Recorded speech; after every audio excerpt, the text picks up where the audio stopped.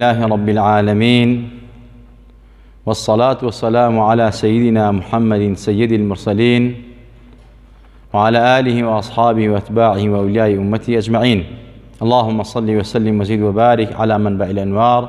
سيدنا محمد الحبيب المختار وآله الأبرار وصحابته الأخيار، صلاة تحفظنا بها من شر الأشرار وكيد الفجار ومن فتن الليل والنهار. ئازیزان و خۆشەویستان، لە شەوی جمعەی مبارەکی پیرۆزین، شەوی سڵاواتدان لەسەر پێغەمبەری نازدار صلی الله عليه وسلم، لە خزمەتی سیرە پاکەی پێغەمبەری خوا صلی الله عليه وسلم، کتێبە پاک و جوانەکەی جەنابی ماوەسا مەلا کەریمی مدەڕیس الوردة العنبرية في سيرة حضرة سيد البرية يا خير البرية، کە ئەم کتێبەی داناوە لە سیرەی پێغەمبەری خوا صلی الله عليه وسلم بە شعرەوە، کورتەیەکی داناوە بەڵام شتێکی پوخت و جوانە. گەشتین ئەوەی کەوا پێغەمبەری خوا صلی الله عليه وسلم مرتبەی سەعادەت و بەختەوەری و تەرەقی پێغەمبەری خوا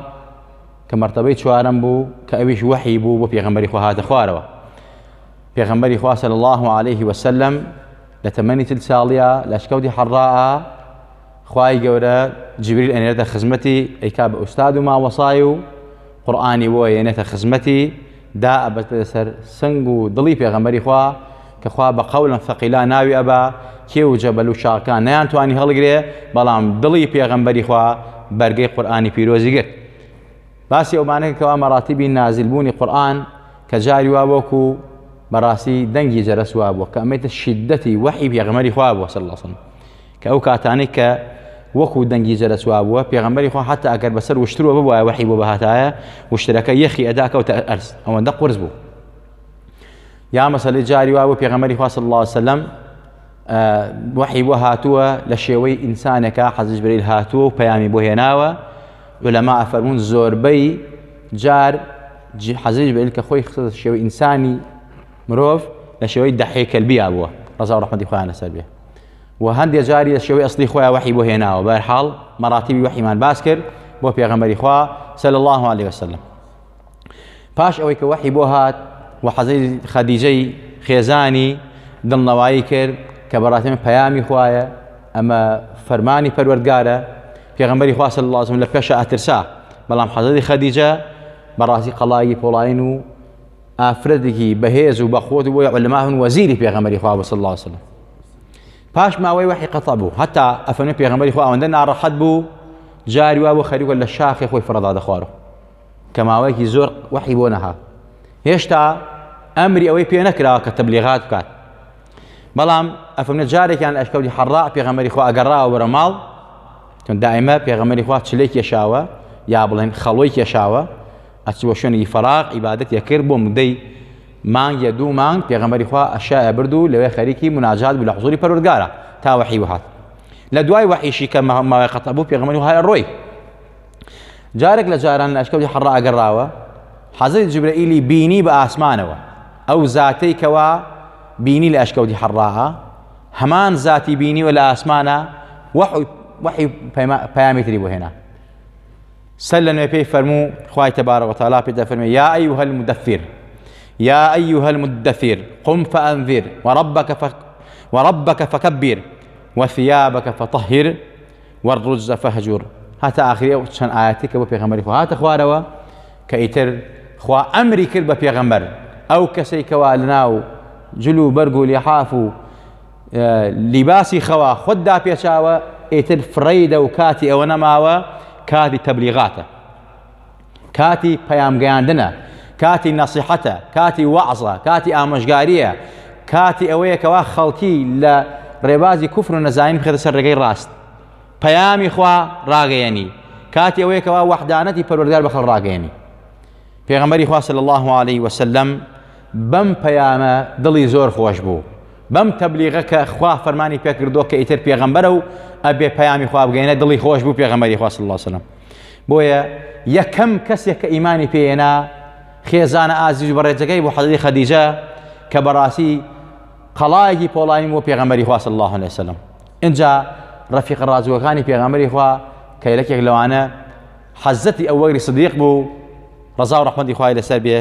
کە پێغەمبەری خوا بۆی باس کرد یەکسەر فەرمی ئەشهەد ئەن لا إله إلا الله وأنك رسول الله، ئیمانی پێهێنا. انجا حضرت علی کە لە ماڵی پێغەمبەری خوا بوو پەروەردە بوو تەمەنی 10 ساڵ بوو ئیمانی بە پێغەمبەری خوا هێنا صلی الله عليه وسلم. انجا لە مەوالیەکانە خزمەکارەکانە زەیدی کوڕی حارس کە بە زەیدی کوڕی محەممەدی مەشهور بوو ئیمانی بە پێغەمبەری خوا هێنا کە یەکسەر زانی ئەمە وحی و پەیامی پێغەمبەرە و لەلایەن خوا بۆی هاتووە کە ئیتر ڕۆژێک لە ڕۆژان درۆی لە پێغەمبەری خوا نەبیستووە یەکسەر فەرمی ئەشهەدو ئەن لا ئیلاهە ئیلا الله وئەنەکە رەسوول الله. اینجا تەبلیغات دەستی پێ کرد بەناو خەڵکیە. حەزەتی بیلال لەناو عەبدوکۆیلەکانە موسڵمان بوو بۆیە عولەما ئەفەرمون لەناو ئافرەتانە یەکەم جار حەزەتی خەدیجە بوو، لەناو پیاوانە حەزەتی ئەبوبەکر بوو، لەناو منداڵانە حەزەتی عەلی بوو، لەناو مەوالی و خزمەکارەکانە حەزەتی زەیدی کوڕی حارس بوو، لەناو عەبدوکۆیلەکانە حەزەتی بیلال بوو. اینجا وردە وردە خەڵکی تر هاتنە ناو ئیسلام. پێغەمبەری خوا داواتی عوسمانی کوڕی عەفانی کرد کە ڕەفیق و دۆستی بوو، ئیمانی پێهێنا. زوبەیری کوڕی عەوامی بان کرد، ئیمانی پێهێنا. عەبدوڕەحمانی کوڕی ئەوف ئیمانی پێهێنا. سعدی کوڕی ئەبی وەقاس ئیمانی پێهێنا. اینجا تەڵحەی کوڕی عەبدوڵڵا ڕەزا و ڕەحمەتی خوایان لەسەر بێ، ئەمانە هەموویان بە بانگهێشتی حەزەتی ئەبوبەکر سیدیق ئیمانیان بە پێغەمبەری خوا هێنا صلی الله عليه وسلم. هاتن بۆ لای پێغەمبەری خوا بەیعەتیان بە پێغەمبەری خوا دا. اینجا عوبەیدەی کوڕی عامیری کوڕی عوبەیدوڵڵا، عوبەیدوڵڵای کوڕی جەڕاح ئیمانیان بە پێغەمبەری خوا هێنا. اینجا ئەبوو سەلمە، ئەمانە هەمووی دەستە بە دەستە هاتن ئیمان بە پێغەمبەر. ئەرقەمی کوڕی ئەرقەم کە دواتر ماڵەکەی بووە شوێنێک بۆ بانگەوازی ئیسلام و بانگەوازی نهێنی ئیسلام. ئەرقەمی کوڕی ئەرقەم ئیمانی بە پێغەمبەری خوا هێنا کە مەخزومی بوو. اینجا و هەروەها لە پاشان عوسمانی کوڕی مەضعون جمەیحی کە برای شیری پێغەمبەری خواشەکە صلی الله عليه وسلم ئیمانی بە پێغەمبەری خوا هێنا. اینجا براکەی قودامە و عەبدوڵڵا و عوبەیدەی کوڕی حارس و حارسی کوڕی عەبدولمەطەلیب باپیری پێغەمبەری خوا، سعدی کوڕی زەید و خێزانەکەی کە خوشی مەسەلەی ئیمامی عومەر و ڕەزا و ڕەحمەتی، ئەمانە ئیمانە بە پێغەمبەری خوا هێنا. کۆبوونەوانە کرد، دائانیشتن، پەیامیان بازە کرد کە پێغەمبەری خوا وحی وهاو لە ماڵ ئەرقەمی کوڕی ئەرقەما زۆر بەنهێنی، یعنی ئەم ئیسلامە بە غەریبی هاتووە، غەریبیش ئەبێتەوە. بۆیە پێغەمبەری خوا لە فەرمایشی ئەفەرمێت بەدە الئیسلام غەریبە وسەیعود کەما بەدە. ئیسلام بەڕاستی چۆن غەریب بۆ یەکەم جار بەڕاستی لە پێغەمبەری خوا و خێزانی و منداڵک حەزی لە دەستی پێکرد، ئاوای لێدێتەوە بەڕاستی وەک پشکۆی ئاگرین لێتێت، بەڕاستی وای لێتێ خەڵکێکی کەم ئەتوانێت ئەم ئیسلامە بە پاکی و بە جوانی ڕاگرێت. ئەمە تەبەن نیش وردە وردە ئیسلام بەرەو غەریبی ئەڕوا. ئاخر پەیام و ئاخر مەسەلەی گرەی ئیسلامی کە موسڵمان وازی لێبێنن نوێشکردنە. هەتا لەفزی ئەڵڵا ئەڵڵا ما بەسەر زەمینە قیامەت هەڵناسێ. وردە وردە نیشانەکانی قیامەت بە چاوی خۆمان ئەبینین. اینجا پێغەمبەری خوا صلی الله عليه وسلم منداڵەکانی خۆی بانگێشتی ئیسلام کرد. اینجا خێزانی مامەی حەزەتی عەباس ئیمانی بە پێغەمبەری خوا هێنا، ئەسمای کچی حەزەتی ئەبوبەکر، ئەمانە یەک بە یەک ئیمان بە پێغەمبەری خوا هێنا. ئەم بانگەوازە بۆ مودەی 30 ساڵی ڕێک پێغەمبەری خوا بەنهێنی، یعنی کەس نەبوو پێیان بزانێت کۆ ئەبوونەوە باسی ئیسلامیان هەن، پەیامی خوا وحی پێغەمبەری خوا صلی الله عليه وسلم، ڕەوشتی پێغەمبەری خوا بەنهێنی تا ئەو کات و ساتەی بەڕاستی خوا ئەمری پێکرد فەصدع بما تؤمر وأعرض عن المشركين. خوای گەورە ئەمری پێکرد ئیتر کاتی بانگی نهێنی نەما، ئیتر بانگ ئاشکراکە و بانگەواز بکە. فەصدع بما تؤمر، هەستە بەوەی کەوا ئەمرت پێکراوە کە ڕاگەیاندنی وەحدانەت و یەکتاپەرستیە لا ئیلاهە ئیلا الله محەممەد ڕەسوول الله. اینجا پشکە لە مشریکان وازیان لێبێنە پێغەمبەری خوا صلی الله عليه وسلم لە قسە ئێوان، لە ئازاری ئێوان، لە درۆدەلەسە ئێوان، لە بوتانی ئێوان، لە قسەی نابەجێ ئێوان گوێیان مەدەرێت مسلمان ولا يخافون لومة لائم. پێغەمبەری خوا صلی الله عليه وسلم پەیمانی ئاشکرا کرد، دعوەتی بانگەوازی ئاشکرا کرد. لە میانەی بانگەوازەکە قوڕەیش و کافر کەوتنە ئازاردانی پێغەمبەر و سەحابەی پێغەمبەری خوا. بەڵام پێغەمبەری خوا بە نەماڵەی هاشمیەکان و بە تایبەت مامەی بەڕێزی حەزەتی ئەبوو تالیب ئەیپاراست. یەکێک لە مامەکان کە پشتی تێکرد ئەبوو لەهەب بوو. خوا ئاەتی سەدنا بەزەندە خوارە، چونکە زۆر خۆی و خێزانی دژاتی پێغەمبەری خوایانەکە صلی الله عليه وسلم. بەڵام ئەبوو تالیب بەڵە ئیمانی بە ئاشکرا پێ نەهێنا، بەڵام خەڵایەکی پۆڵاین بۆ پێغەمبەری خوا صلی الله عليه وسلم. حەزەتی عەباس بەنو هاشمی هەمووی ئیمانیان بە پێغەمبەری خوا هەندێکیان نێناوە بەڵام پشتیوانی پێغەمبەری خوانە حەزرەتی ئەبوبەکر قەوم و کەسەکەی پاراست حەزرەتی عوسمان بە هەمان شێوە بەڵام هەندێک لە مسلمانان کەوتن ئازارەوە وەکو مەسەلەی حەزرەتی عەماری کوڕی یاسر خۆی باوکی دایکی مەسەلەی حەزرەتی بیلال حتا بیلالیان بەو گەرما ئازار ئەدا بەردی گەوران خستە سنگی لە گەرما و جەزیرەی عەرەبە لە دۆڵی بەنو هاشمە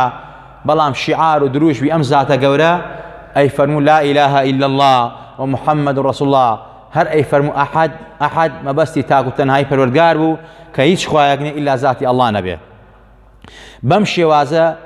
ئەسحابی پێغەمبەری خوا کەوتنە ئازار حتا بیلال حەزرەتی ئەبوبەکر سیدیق کڕیەوە ئازادی کرد ڕزگاری کرد بۆیە حەزرەتی ئەبوبەکر سیدیق بەڕاستی ئەو زاتە گەورەیە دوای پێغەمبەری خوا حەزرەتی ئەبوبەکر سیدیقە ڕەزا و ڕەحمەتی خوای لەسەر بێ سەدیقی ئومەتی پێغەمبەری خوا صلی الله علیه وسلم پاش ئەم هەموو ئازار و ناڕەحەتی و بوتان و ئەمانە بۆ پێغەمبەری خۆیان نەکرد بۆ ئەسحابی پێغەمبەری خۆیان نەکرد لەو سەرەتاوە نەیانەوە ئازاری پێغەمبەری خوا بن بەڵام پێغەمبەری خوا فەرمووی پاشایەکەیە لە حەبەشە بە ناوی نەجاشیەوە پاشایەکی عادلە دادپەروەرە مەسیحیە نەسڕانیە عەدالەت لای چەسپاوە بچن بۆ لای زوڵفان ناکە هەندێک لە مسلمانەکان کە بەڕاستی کەوتنە ڕێگە کە 11 پیا و 4 ئافرەت یەکێک لەوانە حەزرەتی عوسمان بوو کە زاوای پێغەمبەری خوا بوو حەزرەتی ڕوقیە خێزانی بوو بۆیە عولەما ئەفەرموون یەکێک کە لە دوای حەزرەتی لوط کە بە خۆی و خێزانەکەی و کۆشی کرد و قەومەکەی بەجێهێڵا یەکێک لە ئەسحابی پێغەمبەری خوا لە دوای قەومی لوط لە دوای حەزرەتی لوط و مەسەلەی خێزانەی کە کۆچیان کرد کەسێک بە خێزان و ماڵ و کۆچی کرد حەزرەتی عوسمانی کوڕی عەفانە صاحب الحیاء والحرمەت کە بەڕاستی زاوای پێغەمبەری خوا بوو لەگەڵ ڕوقیە حتا فەرمێت خێزانەکە خستە گوێدرێژێک و بەرەو حەبەشە ڕۆشتن چوونە حەبەشە پاشای حەبەشە زۆر ڕێزی لێگرتن جێ و مەکانی پێدان حورمەتی لێگرتن ئەو بۆ قوڕیش کەوتنە گیانی ئەوەی کەوا بەڕاستی چۆن ئەبێ مسلمانەکان بڕۆنە ئەوێ و پاشای حەبەشە ڕێزیان لێ بگرێ ئەبێ ئێمە هەرچیمان کرد بێت نێڵین ئەم پەیمانە لە بینی محەممەد و لە بینی نەجاشیا ببێت و ئەو مسلمانانە بگەڕێنەوە ئەگەر بە پارێژ بیانگەڕێنەوە بە زۆر بێ بە زەقت بێ هەرچیمان کرد بیانگەڕێنەوە ڕۆشتن کۆمەڵێک درۆ دەلەسەیان کرد کۆمەڵە پەیامیان گەیاندە نەجاشی بەڵام نەجاشی لە دوای ئەوەی کە زانی ئەمانە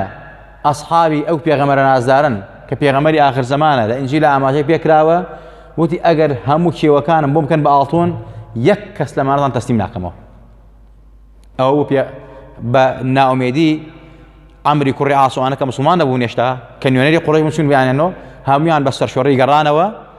بۆ لای دارونەدۆی قوڕیش و سەنادیدی قوڕیش وتیان بەڕاستی نەجاشی ئەڵێی مسلمان بووە پشتیوانێکی تەواوی پێغەمبەری خوا صلی الله علیه وسلم حەزرەتی محەممەدە بەڵام پاش ماوەیە پێغەمبەری خوا صلی الله علیه وسلم زۆر دوعایە کرد کە خوا ئەم ئیسلام بە عیزەت کە ئەم ئیسلامە سەرخا چونکە پێغەمبەری خوا بەردەوام لە دوعا بوو بۆیە هەمیشە فەرموویەتی لا يرد القضاء إلا الدعاء دعاء زور كان چونکە الدعاء بس قضاء بلا رد نکاتەوە هیچ شتێک بلا رد نکاتەوە إلا قضاء إلا دعاء نەبێ پێغەمبەری خوا دوعای کرد حەزرەتی حەمزەی مامەی ئیمانی هێنا کە ئەسەد اللهیەک بوو بەڕاستی قووە و هێزی بە ئیسلام بەخشی لە چ کاتێکە لەو کات و ساتانەی کە پێغەمبەری خوا لە ناو مەککە لە ناو بەیتا نوێژی کرد ئەبوو جەهلی مەلعون و دار و دەستەکەی ئەهاتن گاڵتان بە پێغەمبەری خوا کرد ئەزیەتی مسلمانانە نەدا ڕێخۆڵەوی شتیان کرد لەسەر پێغەمبەری خوا صلی الله علیه وسلم کەس نەبوو لای بە هەتا فاتیمە کچی چوو لای برد لەو کاتە ئەبوو جەهل ڕوبەڕووی پێغەمبەری خوا وەستا حەزرەتی حەمزە دائیمە لە دەشت و سەحرا خەریکی ڕاوکردنەوە شێری ڕاوە کرد پڵنی ڕاوە کرد حیواناتی دڕندەی ڕاوە کرد شێرێکی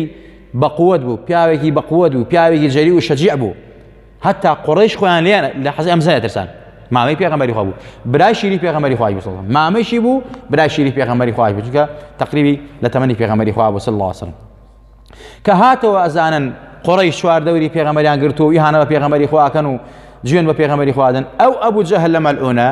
قسەی بە پێغەمبەری خوا وت صلی الله علیه وسلم قسە لە فیلمی ڕیسالە کراوە بە فیلمێک زۆر جارە بینی ومانە بڕاستی وتی ئەمە حەزرەتی حەمزە فەرمووی بۆچی چوار دەوری ئەم بێسیلاح و بێچەک و لاوازانەتان داوە بۆ ئیهانەیانەکەن وتی ئەوە دوای محەممەدی درۆزن کەوتوون ئیمامی حەمزە حەزرەتی حەمزە هەتا هێزی بوو بە تیرکەوانەکەی کێشای بە ناوی دەما پڕی کرد لە خوێن فەرمووی ئەنا عەلا دینی محەممەد وأقول ما يقوله من لەسەر دینی پێغەمبەرم ئەوەی پێغەمبەر ئەیڵێت من أواڵێم أشهد أن لا إله إلا الله وأشهد أن محمد رسول الله. كامتان خۆتان بە پیاوەزانن خۆتان بە ئازازانن لەمە دووە بێنە بەرامبەری من بۆستن من مسلمانم. بەڕاستی ئەمە وەرەیەکی داوە مسلمانان خەڵکی تر بەهۆی حەزی حەمزە مسلمان بوو. بۆیە پێغەمبەری خوا هەمیشە دوعاەکە دەی فەرموو خوا یەکێ لە دوو عومەرەین مسلمان کە. دوو عومەرەین یەکیان ئەبوو جەهل بوو خۆی ناوی عەمر بوو پێغەمبەری خوا ناوی نا ئەبوو جەهل ئەبوو الحەکەمی ناو خۆی ئینجا حەزرەتی عومەری کوڕی خەتاب دوو کەسی زۆر بەهێز بوون و زۆری ژیر و سەلیقەیان هەبووە ئازا و جەریء بوون. پێغەمبەری خوای خوایە ئەم ئیسلامە بە عیززەت کە بە یەکێک لەو دوانە اللهم أعز الإسلام بعمر بن هشام أو بعمر بن الخطاب. خوایە بە عومەری کوڕی هیشام کە ئەبوو جەهلە یان عومەری کوڕی خەتاب ئەم ئیسلامە بە عیززەت کە. ئەو کاتانە مسلمانان زەعیف بوون چل پیاوێک بوون چل نەفەرێک بوون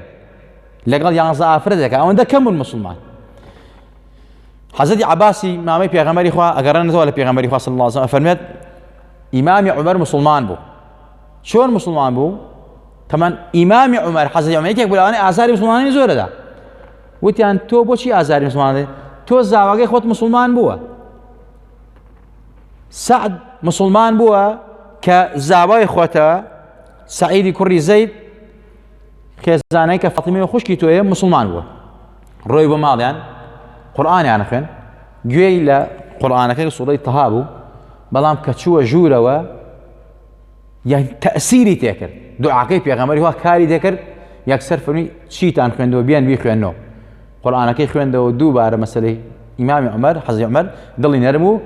ئیمانی هێنا فەرمی پێغەمبەر لەکوێیە بمە بۆ لای ترسان پیشانی نەکە ئازاری پێغەمبەری خوا بدە فەرمیان لە ماڵ ئەرقەمی کوڕی ئەرقەمە. حەزرەتی عومەریان برد بۆوێ لەوێ ئیمانی بە پێغەمبەری خوا هێنا مسلمانەکان تەکبیر و الله ئەکبەریان کرد و اینجا حەزرەتی عومەر فەرمی ئادەی ئیسلام ئاشکراکەن تەواو بانگی نهێنی دەرچوو. ئیمامی عومەر خوا کردی بە سەبەبی عیززەتی ئیسلام بۆیە پێغەمبەری خوا ئەمەد ئەگەر پێغەمبەر بەهاتە دوان حەزرەتی عومەرە بوو. حتى حەزرەتی عەباس ئەفەرمێت قال جبريل للنبي جبريل بپیغمبری خوای فرمو استبشر أهل السماء بإسلام عمر أهل آسمان بمسلمان وشایەتومان إمام عمر خۆشحاڵی خۆیان دەربڕی کە ئیمامی عمر مسلمان بوو حەزرەتی عمر چونکە ئیسلامی پێ بە عیزەت بوو. جا خۆشەویستان قوڕەیش بە ئیسلام بوونی حەزرەتی عمر ئەوەندەی ترە کەوتنە گیانی و ئازار و ناڕەحەتیکردن بەرامبەر بە مسلمانەکان. بۆیە سوورەتی نەجم بۆ پێغەمبەری خوا دەخوارەوە صلی الله عليه وسلم پێغەمبەری خوا لەناو مەکا بۆ سوجدەی برد حتا ئەمە معجزەی بۆ پێغەمبەری خوا قوڕەیشەکانیش لەگەڵا سوجدەیان برد. بۆیە ئەم هەواڵە بڵاو بووە بەناو ئەو مسلمانانەی کەوا چوون بۆ حەبەشە کە هیجرەتی یەکەمی حەبەشە وتیان قوڕەیش هەمووی مسلمان بووە چونکە هەموویان سوجدیان لەگەڵ پێغەمبەری خوا برد صلی الله عليه وسلم. هاتنەوە گەڕانەوە بەڵام کە گەڕانەوە لە حەبەشە دیسانەوە زیاتر ئازاری ئەسحابی پێغەمبەری خۆیانەدا و زیاتر پێغەمبەری خۆیان ناڕەحەتە کرد و زیاتر ئەسحابەکان ئازارەدا. بۆیە پێغەمبەری خوا فەرمی بڕۆنەوە بۆ ئەرزی حەبەشە مەگەڕنەوە. ئەمجا مەسەلەی بە زۆرتر و بە قووەتر و بە هێزێکی ترۆ چوونەوە بۆ حەبەشە و لەسەر فەرمانی پێغەمبەری خوا صلی الله عليه وسلم کە بەجاری دووەم هیجرەتیان فەرمووە کە تەقریبی 38 پیاوێک و مەسەلە 18 ئافرەتێک هیجرەتیان کردووە بۆ حەبەشە بۆ لای ئەوێ. یەکێک لەوانە کە مەسەلەی ئەسحابی پێغەمبەری خوا بوو صلی الله عليه وسلم کە لە حەبەشە هەر هەڵگەڕاوە لە دین زاواکەی ئەبوو سوفیان بوو. عوبەیدوڵڵای کوڕی جەحش زاوای ئەبوو سوفیان بوو ئیمامی پێغەمبەری خوا هێنا ئوم حوبەیە خێزانی بوو بەڵام لەوێ هەڵگەڕاوە بوو بە گاور کە بوو بە گاور ئوم حوبەیە لێی جیا بووە هەر لەسەر گاوریش مرد. دواتر پێغەمبەری خوا صلی الله عليه وسلم ئەم کچی ئەبوو سوفیانە کە ژنی عوبەیدوڵڵای کوڕی جەحش بوو پێغەمبەری خوا خۆی مارەی کرد بۆ خۆی چونکە بێوەژن بوو کە سوکارەکەی بەڕاستی ئیتر بۆی پێغەمبەری خوا کەڵن ئێمە زۆر ژنی هێناوە زۆر باسمان کردووە زۆربەی ئاڕدانە بێوەژن بووە پێغەمبەری خوا فەرمووی بۆ ئەوەی کەوا دڵیان خۆشکەم و بۆ ئەوەی کەوا مەسەلەی لەو ناڕەحەتی و بێتاقەتیە من ڕزگاریان ئەکەم چونکە ئەو بێوەژنانە زۆر کەسێ مەسەلەی بێوەژنی نەهێنا پێغەمبەری خوا هێنای لەبەر ئەوەی هێنای کەوا بەڕاستی ئەمە مێردەکەی بۆتە گاور و کافر و هەڵگەڕاوەتەوە یا باقی بێوەژنەکانی تر هەمووی لەبەر ئەوەی هێناوێتی کە پێغەمبەری خوا صلی الله عليه وسلم دڵیان خۆشکات ئەینا پێغەمبەری خوا صلی الله عليه وسلم هەتا حەزرەتی خەدیجە لە حیاتە بژینی هەر نێنا وەفاان بۆ حەزرەتی خەدیجە ئەمە ئەومانەتی ئەگەینە ئەبێ ئینسان دائیمە بە وەفا بێ بەرامبەر ماڵ و منداڵی خۆی بەڵام ئەوانی تر کە هێناوەتی هەمووی بۆ ئەوەی هێناوەتی کە بەڕاستی خزمەتی دۆستایەتی لەگەڵ ئەوە کە مەسەڵەن ئەمە ڕەوایە کارێکی دروستە جائیزە حرام نییە تا چوارژن ڕەوایە بەڵام بۆ پێغەمبەری خوا کۆمەڵەژنێنا ئەوە شەرعی خوایە و خوا ڕێ بۆ ئەو تا پێدا جا ئالێرای نەکۆتایی ئەم باسەیشمان بەڕاستی کە ئیتر کە بانگی ئیسلام ئاشکرا بوو بە دوعای پێغەمبەری خوا بە هیمەتی ئەصحابی پێغەمبەری خوا صلی الله عليه وسلم تا ئەو کات و ساتەی کەوا پێغەمبەری خوا صلی الله عليه وسلم هیجرەت بۆ مەدینە ئەکاو و مامەی بەڕێزی وەفات دەکاو حەزرەتی خەدیجە وەفات دەکاو ئیتر قوڕیش ئەکەونە ئازاری گیانی پێغەمبەری خوا بە تەواوی خوای گەورە لە هەموو لایەکمان خۆش بێ لە هەموو لایەکمان ڕازی بێ خوای تاعات و عیبادەتمان لێ قبوڵ کەی لەگەڵ ئەو پێغەمبەرە حەشرمان بکەی لەگەڵ ئەصحابی ئەو پێغەمبەرە حەشرمان بکەی خوای جزای ئەصحابی پێغەمبەری خوای بەی تۆ بە هەزاران قات خوای ئێمەش بەخشی بەوان یا ڕەبی خوای لە دڵی ئەو پێغەمبەرە جێمان کەیتەوە لە دەفتەری تایبەتی ئەو پێغەمبەرە ناومان تۆمارەکەی ناوی خۆمان و باوکو و دایکمان بە تایبەت سڵاواتەکانمان بگەین بۆ پێغەمبەری گیان صلی الله عليه وسلم ئینشاءالله خۆی گوێی لێتی و دوعای خێریشمان بۆکە خوایە بە دوعای ئەو پێغەمبەرە نازدارە لە دنیا و لە قیامەتە خۆمان و ماڵ و مناڵمان تووشی سەعادەت و بەختەوەریکەی لە سوئی خاتیمە لامان دەی لە بەڵا و با و نەخۆشی لامان دەی خوایە وڵاتمان پارێزاوکەی وڵاتمان پڕ خێر و خۆشیکەی وڵاتمان پەرزانی فەریعیکەی وڵاتمان لە قاتی و گرانی و نەکبەتی و بەدبەختی و نەخۆشی و وەبا پارێزاوکەی یا ڕەبی خوایە گیان بە ئیمانمان ژێن بە ئیمانمان بێنە بە ئیمان و زیندومان کردەوە یا ربي خوای گیان لە ڕۆژی قیامەتە لەژێر بەیداخی لا إله إلا الله ومحمد رسول عشرمان کە لەگەڵ پێغەمبەریانە ئاوەڵانی پێغەمبەریانە صلی الله عليه وسلم لەگەڵ صالحین و پیاوچاکانە لەژێر عەرشی خۆتە بە دەستی ئەو پێغەمبەرە نازدارە ئاوی کەوسەرمان بیتێ لە تیونەتینێک بە دنیا و قیامەت ڕزگارمان بێ خوای شیفای دڵ و دەروون و ڕۆحی هەموو لایەکمان بی شیفای نەخۆشەکانی ماڵۆمان شیفای نەخۆشی خەستەخانەکانمان شیفای هەموو ئەو نەخۆشانە بی کەوا چاوەڕێی دوعای خێرن لە ئێمە بحسنی زنی خۆیان یا ربی خوا شیفای عاجل و زۆر بە پەلیان بۆ بنێرە زەلیلی سەر جێگایان مەکە ئەوانیش کە داوای دوعای خێریان لەگەڵ بە هەر نیەت و بە هەر مەبەستێکەوە هەر مەشاکیلێکیە هەر گرفتێکیە یا ربی خوای بۆی چارەسەر کە منداڵی نیە منداڵی ساڵحی بەرێ هەیەی و ساڵح نیە خوای بۆی ساڵەکەی یا ربی خوای گیان ڕزق و ڕۆزی نییە فەقیرە هەژارە نەدارە یا ربی خوای گیان دەرگای ڕزق و ڕۆزی لێ بکەیتەوە يا ربي خواه مشاكل عائلية خواه بيشار سركي آمين آمين أقول قولي هذا واستغفر الله لي ولكم ولسائر المسلمين والسلام عليكم ورحمة الله وبركاته.